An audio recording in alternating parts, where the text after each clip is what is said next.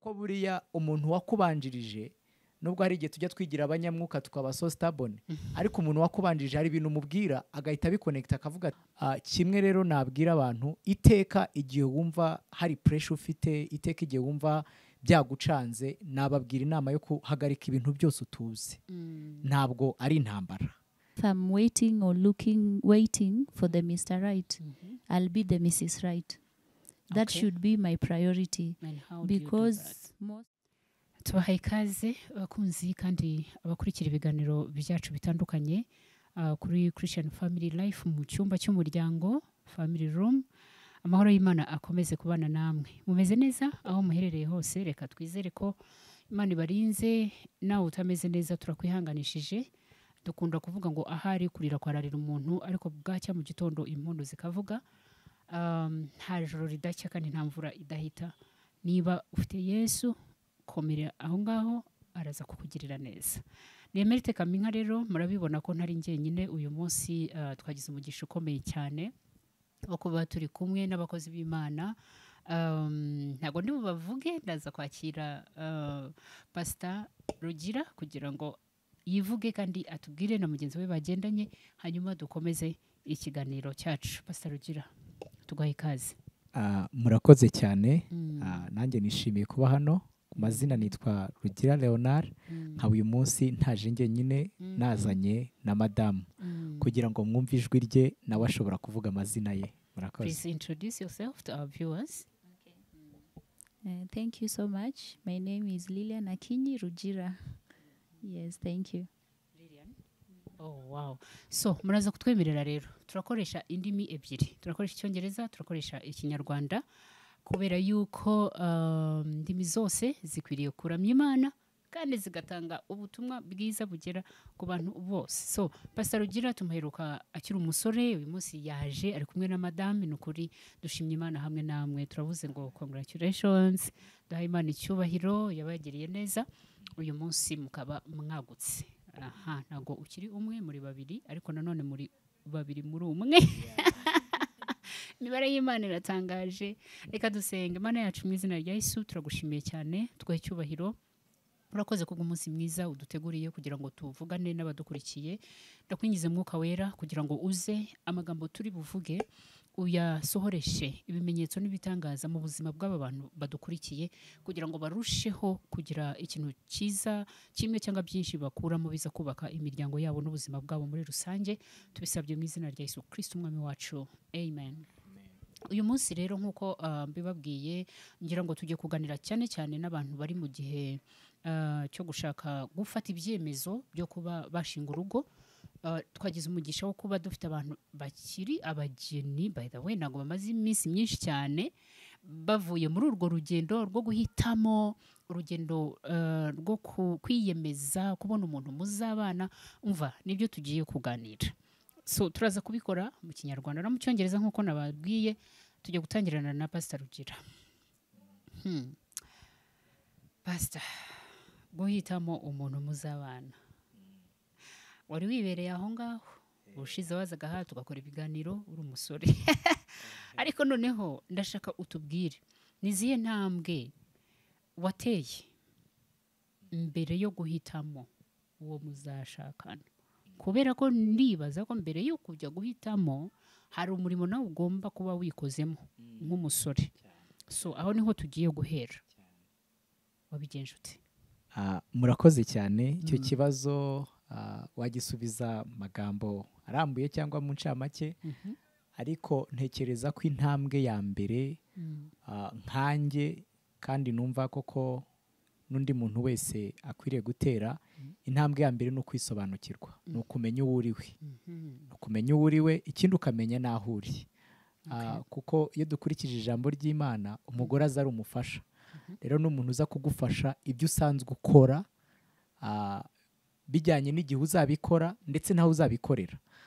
Icyo nicyo cya mbere. Icya kabiri, iyo umaze kumenya uwo uri we n'aho ujya, biguha ishusho y'umuntu koko mukwiriye kubana. Ndatanga urugero, nimba uri umukristo ukaba wumva Imana iguhamagarira kubwiriza ubutumwa bwiza, ukeneye umuntu uzagushyigikira muri uwo murimo w'Imana. Ashobora kutazajya ajyana nawe ku gatuti ariko akagusengera, akaba yumva ibintu ukora, akaba abyubaha, yiteguye guhagarara nawe muri iyo nzira. Icyo ni kimwe. Ikindi ni ukubishyira imbere y'Imana, ni ukubwira Imana ko mu by'ukuri ukeneye umuntu, kuko ntabwo Imana ijya ifatira umuntu icyuma ku ijosi ngo nudashaka ndakwica. Ukabwira Imana ati ndabona nkeneye umuntu. Ikindi kintu nari nibagiwemo ni uko ufite icyizere cy'ubuzima, ko hari abantu abazi uwo ari we, azi n'icyo ahamagariwe, ariko adafite icyizere cy'ubuzima, yihebye. Ntabwo rero uzashaka umuntu kugira ngo umuzane mu bwihebe bwawe, mwihebane. Ugomba kuzana umuntu ufite icyizere cy'ubuzima. Nimba uzi aho mujya ukamubwira ati mfite runo rugendo, ndashaka ko umfasha tukarugendanamo. Ndumva ariyo ntambwe, ukabisengera. Ubundi Imana ikoresha uburyo butandukanye kugira ngo ikuyobore, kugira ngo uhure n'uwo muntu. Harimo ko ikoresha umutimanama wawe. Buriya hari ibintu abantu bajya birengagiza, ariko mu by'ukuri usanga Imana ikoresha. Ugasanga uri umusore, ariko ugasanga kenshi abakobwa b'inzobe bafite ukuntu bakwenteresa. Abakobwa bafite ino sayizi, ntabwo mvuze ngo mujye mureba sayizi cyane, ariko ni kuvuga utuntu duto duto. Ariko nabyo ni ngombwa. Hari ukuntu bakwenteresa, atari ukuvuga ngo ni irari mu buzima busanzwe. Wanareba abantu mwigeze kuba inshuti, wigeze kwaprosha cyangwa gutereta cyangwa kurambagiza, ugasanga ni amasayizi amwe agenda agaruka. Mu by'ukuri ugasanga ufite nk'ishusho y'umuntu ugomba kubana nawe, ariko iracyari mu gicu. Rero ukaba ukeneye ko Imana ikuyobora. Ikindi ni uko icyo gitekerezo ugishyira imbere y'Imana. Wahura n'uwo muntu watekereza ko ari ukabishyira imbere y'Imana. Ikindi ukabiha igihe, ntubihatirize. Ikindi ntunashake kubera ko mu rugo bavuze ko ugomba gushaka. Ntushake kubera ko wujuje imyaka 30 cyangwa 25, ugashaka kuko wumva koko ubyumvamo ko igihe cyawe kigeze. Kuko n'umubyeyi ugiye kubyara nta kuntu wamubaza ngo ni gute wumva ko ugiye kubyara. Hari ibise biza. Rero no ku muntu ugiye gushaka ubyiyumvamo. Rero ukabishyira imbere y'Imana. Ikindi kintu Imana ikoresha gikomeye, ikoresha ibihe. Ni ugusoma ibihe, igushyira ahantu, ikaguza n'umuntu runaka, mukagira ukuntu muvugana. Ibyo bihe uko muganira nibyo bigenda birushaho kukwereka ishusho ya nyayo y'uko umuntu ari we wa nyawe. Iyo umaze kumva rero ariyo conviction, hari n'abantu basaba Imana nk'ibimenyetso. Imana mu mbabazi zayo ikabitanga. Timana umukobwa nzaganiriza iby'umurimo nkumva aranshyigikiye, iki n'iki. Ukagenda uba open nyine, ukaba vulnerable imbere y'Imana, ukabwira ati namubonye se n'uyu. Wanamupropoza nabwo ntiwumve yuko byamaze ku bukwe bwabaye, ugakomeza kubisengera uko Imana ikuyobora intambwe ku yindi. Niho ubundi ni nka puzzle, ni nko kubaka ya mikino y'abana. Uko uhuza ibyo bintu byose nibwo nyuma bibyara ishusho, ukavuga koko ukaba nka Adamu ati uyu ni akara ko mu mara yanjye, ni akagufwa ko mu magufwa yanjye, azitwa umugore ko yakuwe mugabo. Urakoze cyane. Mu bintu uvuze nari ntegereje kuza kuvuga ku kintu cy'amafaranga, kubera yuko impamvu hari abasore hano hanze batubwira ngo jewe ntabwo nashaka uriya mukobwa sinamushobora, birahenze, abakobwa nta nkwano, ibi n'ibi na biriya. Bafite n'ubwoba, baranakubwira ati ese ninde wanyemera nka bya bindi bavugaga byo kutugirira icyizere. Ariko byose ugasanga barazenguruka ku mafaranga. Nta bushobozi. Se tuvuge ko wowe wari miliyoneri ku buryo wagiye gutekereza uwo mushinga wikwije impande zose. Muri make haramutse hashaka amafaranga, banki nizo zazajya ziduhitiramo abagore, ko nizo ziyabika. Ikintu navuze, iyo ufite ikintu ushaka kuba cyo cyangwa umuntu ushaka kuba we, ibyo bintu ubwabyo bikuremamo icyizere.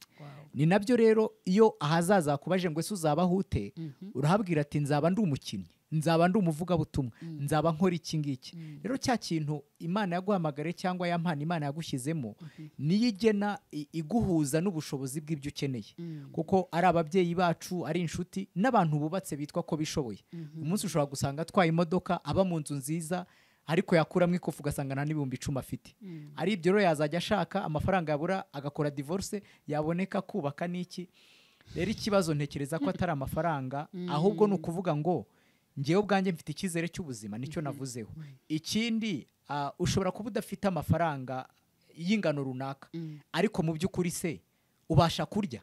Hari ibintu by'ingenzi, ubasha kurya, ufite aho uryama. nibyo ngibyo ibindi by'Imana igenda ibizana ariko nimba nawe kurya ari ikibazo naho kuryama akaba ari ikibazo nakugira inama yuko mbere yuko ubwira Imana ngo uzana umugore wayibwira ikabanza ikaguha aho guhagarara ikakugira umugabo nyine kuko uzazana umugore ahantu runaka ikaguha icyo kurya ikaguha aho kuryama byibuze iby'ibanze bikaba bikemutse mu gihe mugitegereje ko Imana ifungura indi miryango. Murakoze. Wow, urakoze cyane.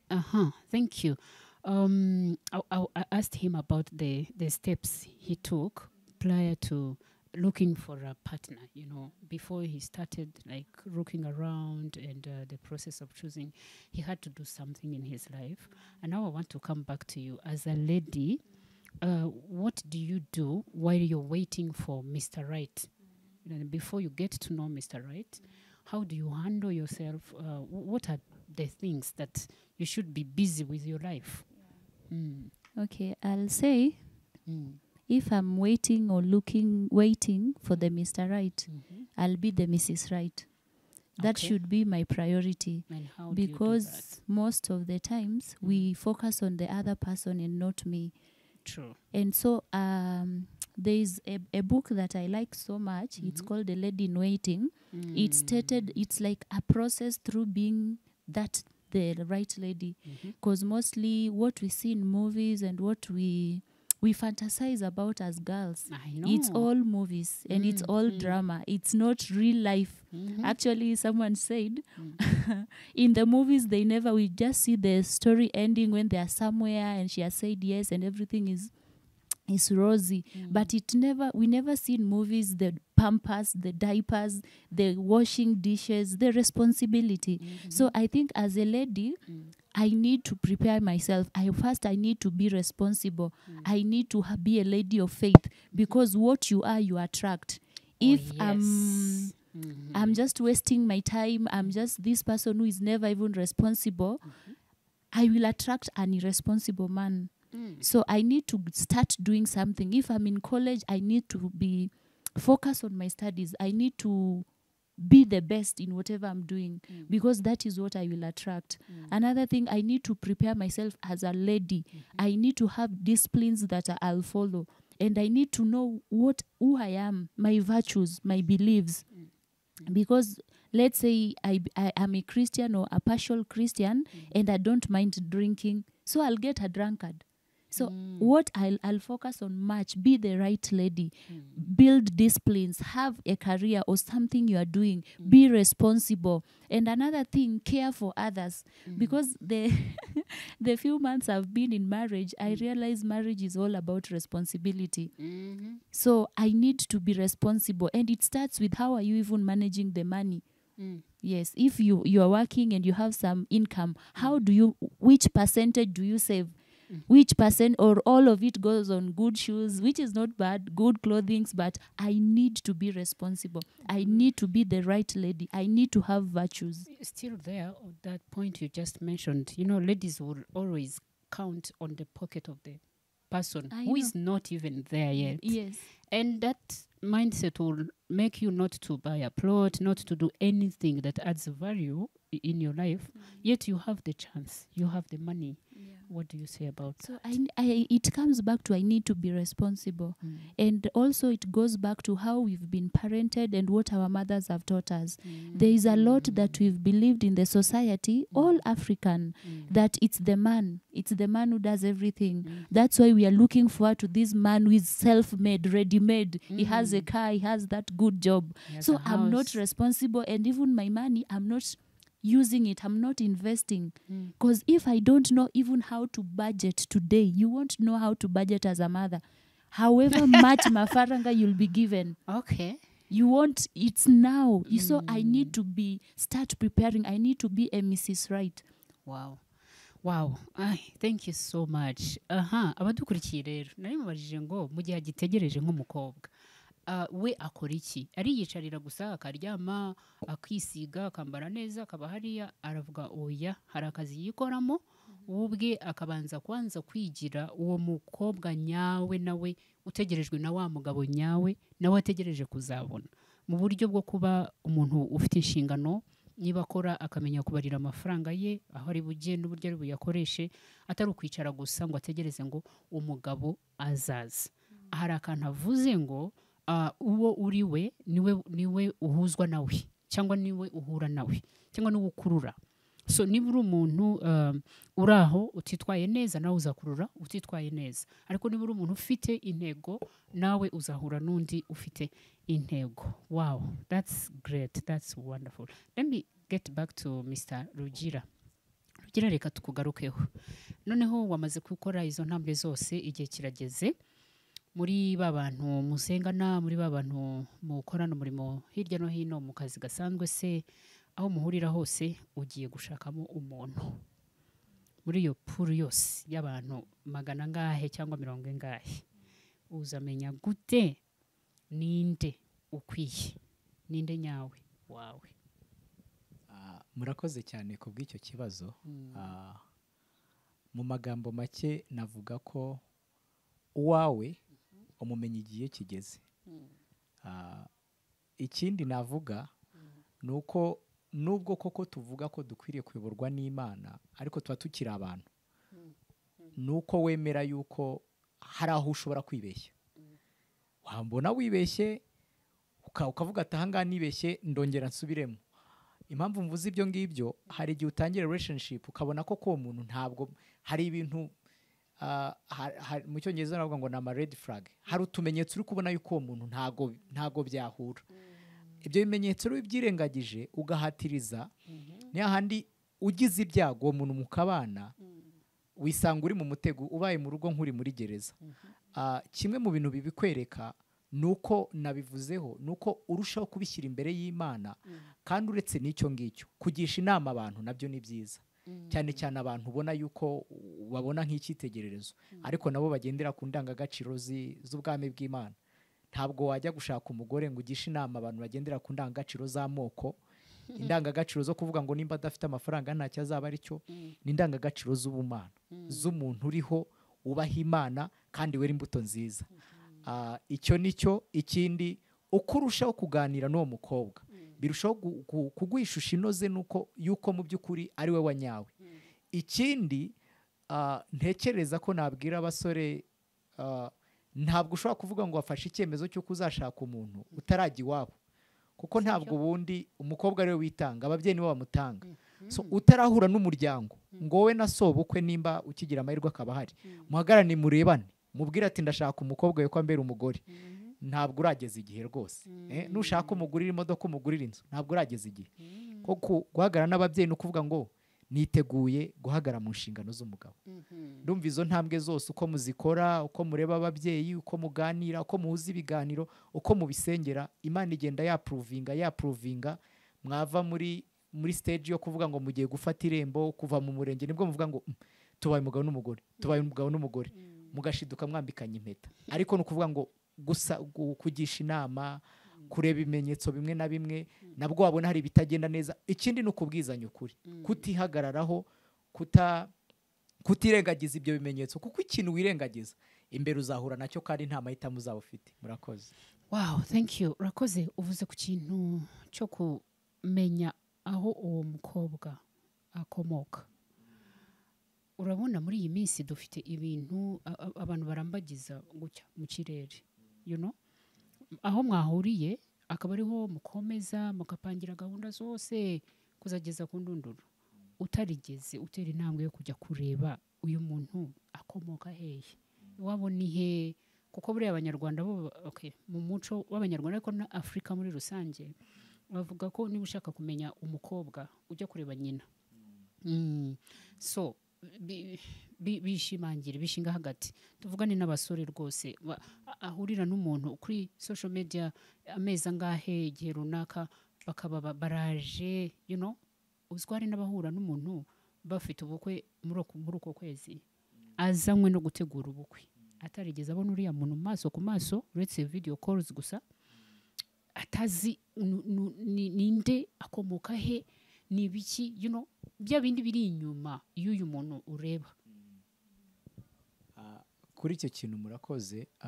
Ikindi kintu icyo nakivugaho wenda nk'uko wari uvuze ngo mbishimangire, ni ukuvuga ngo kumenya umuntu birenze kumenya isura y'umuntu muri kumwe. Yes. Kumenya umuntu ni ukumenya abamushamikiyeho, amashami ye. Nk'ubu reka nkubwire, hari ahantu uca wakumva uburyo umubyeyi ari kuvuga, ukumva ugira imbabazi abana be, sibyo? kandi mu by'ukuri watuza gato wakumva ukuntu umukobwa wavuze ukavuga ati yewe inyana ni iya mweru. So rero ni byiza. Hari n'igihe n'abantu bakura Imana ikabaha agakiza, wenda bakomoka mu miryango, mwihangane mbivuge, mibi, ifite imico mibi, ariko byibuze iyo uhuye n'ababyeyi nyuma ufata icyemezo cyo kubana nawe wamwumvisha, yazajya agira ukuntu yitwara n'iki, ukamwumva, bigufasha nyine kumenya umuntu ngiye kubana nawe ninde cyangwa ava hehe. Ikindi navuga bigufasha, buri hari ikosa tujya dukora, ntabwo urugo rwubakwa n'amarangamutima. Amarangamutima n'ibidufasha kubaka urugo, ariko urugo rwubakwa no gufata icyemezo, ikindi no kuvuga ngo n'indangagaciro mugenderaho. Rero ibyo bintu iyo mudafashe umwanya wo kubiganira, nimba hari n'abasore muri kurambagiza, nyuma yo kumubwira ngo urasa neza iki n'iki, mubaze icyo atekereza ku rubyaro, mubaze icyo atekereza ku kurera, mubaze icyo atekereza ku gukorera Imana, mubaze icyo atekereza ku kubahisha Imana, mubaze icyo atekereza ku myambaro. Hari ukuntu ushobora gushaka umugore akakubwira ati ngewe niyo nakambara ubusa abashyitsi bari ntacyo bintwaye. Nimba rero bitari mu ndangagaciro zawe, ibyo bintu nimba mutarabyumvikanaho, menya ko bigutegereje. So kurushaho kuganira ku ndangagaciro, ku mahame runaka afasha urugo kubakwa, kurenza gusa ko muganira ko Saint Valentin yabaye ukamuha indabo, ukamusohokana, ukamujyana muri photoshoot, ibyo bintu bifasha urugo. Murakoze. Wow, thank you so much. Rakoze cyane Rugira. Back to you, Lilian. You are a lady, you have built your life, you have some dreams ahead of you, you have goals, you have ambitions, and here comes, maybe you have about 10 guys that are asking your hand in marriage. How do you choose among the 10? How do you point out that this is the person I'm going with? Yeah, that's a good question, and it's really real happening in our time. It's this week we were talking to a lady who told us at the time she had to choose, there were 25 men. Yeah, so for me, I would first, let me say something a bit contrary. I won't allow the number to really grow. Okay. Because the challenge of that, I get to a place of confusion. And for me, it would also bring a question on my character. Because if we will go back to the first question and have really tried my best to be the Mrs. Right, as waiting for Mr. Right, I think I would have set a lot of priorities. And it will help me to really maintain or reduce this number, or to even avoid it, because it puts you to a place of confusion. Yes. Because, for example, in the normal youths, African youths, or even everywhere, we are in school, universities, or we are in church programs, youths, for example. So if I know myself and I know I'm the Mrs. Right, I would know what I like. Okay. For example, because the first thing, I'm a believer. So I would know I want a Christian. So in this case, am I entertaining 10 boys from our youth? Then actually, in Kenya, they would give you a name of player. Why am I entertaining A, B, C, D up to X or Z? So that's a danger zone to begin with. I wanted to mention that. But now I'm in a place I really want to choose the Mr. Right. What do I look for? I would check on his relationship with Christ. I'm not expecting him to be perfect, but is he growing in his relationship with Christ? That's the first thing. The second thing, is this guy teachable? Can he say, can I go and say, oh, darling, you did this and I didn't feel okay and I was hurt? Can he even listen? So is the guy teachable? Is that shooty or friend teachable? Because, guys, I want to read something interesting. And I really like this quote. It's saying, if a man's character, before you marry him, is good or bad, expect that character will be good or bad after marriage. Okay. He's not going to change. If he's high-tempered or short-tempered, as some say, he will be short-tempered in that marriage. So I have to look at the character. his character, is it something I admire? And then another thing I would really recommend, how does that person relate with other people? Especially if possible, the sibling or the mother or the sisters. That's how they will treat you. Okay. The last thing, how does he care about other people's needs? Because if he's someone who is so self-centered, it's always about him, it's always about this new fashion, this new thing, it will always be about him. And remember, we said marriage is about responsibilities, because most of the youths or guys who are not married in that position of choosing who to marry, some are still living with their parents. Like the setting in Rwanda, most people live with their parents to marriage. A few move out, like going to another city to work. So this person has never paid bills. This person maybe has, all they know is to take you out. I know Valentine is coming and ladies are on their neck. So is this person responsible? How often do you hear them saying, oh, my friend was going through this and I had to chip in? How often do you hear of that? So is that person responsible? Is he teachable? How is his character? Is he growing in his Christ likeness? Thank you. Wow. Eish. Wow, that is very deep. And no, I'm still with you. Keep the mic. Now, I have this an interesting question. Like, how did you feel the first time he approached you and told you, I have this feeling for you? I think for me, I was just ready, or let me say ever ready. It's a season that I was really prepared, and I would not take him left and right. So let me summarize the whole story. It happened, we were in a conference. Yeah, we are both serving God. Yeah, so we were in this conference and it took like 9 days. I can't forget the dates, obvious. So while we were there, we would have breakout sessions. We would have a lot of activities. We helped even in like media, recording. We had a lot in common that we were doing. And every time, I think, actually it's people who started saying like, hey, Lillian and Leonard, you guys look good together. You know, when you are among youths, obviously. Was that your first time to meet? No, it was the first time to stay in a place for quite a long time. But we had met through just ministry, then everyone, we part ways. Yeah, so during that time, even when especially there was a good friend or best friend who told me, I like the way he looks at you. So that made me to start thinking about it and go back to my list, like in my mind, is he Christ-like? Is he teachable? How is he sold out? Is he a servant leader? Oh, so you had a list also. I had a list, guys. But not written. I think over time, because I was mature of age, it was just in my mind. This is how I would want Mr. Right to be. Yeah, so after going through that, I was like waiting for him to cross the bridge, and from friendship now to... and say the words. And it happened, and I said yes straight away. Oh, thank God for you and thank God with you. So actually it's okay for girls to have that list, because I heard you also had. I think it's okay. Others write down. It's okay. It's very okay. But sometimes you find people having expectations that are far from. That's why I started by saying, are you a Mrs. Right? Because some of us, our list is all about the other person. It's all about the other person. But if you have trained yourself over time to be responsible, to be teachable, to be just a good person, then that is what you will attract. Okay. Yeah. Thank you so much. God bless you.